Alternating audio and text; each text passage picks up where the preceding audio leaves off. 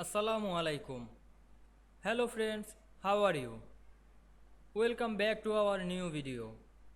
In this video I am going to show you how to put border around text in Microsoft Word.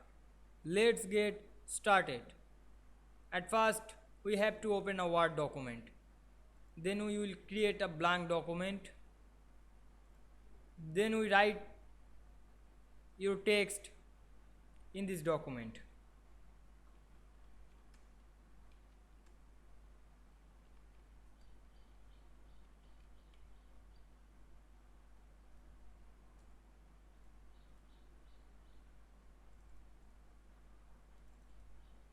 Then we cut this text. Then go to the insert menu and click text box. Then create a box. Then paste this text. Press on your keyboard Ctrl V.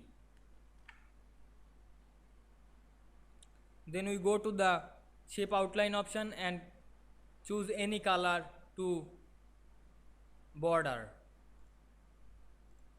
Then click wide option and increase your border size.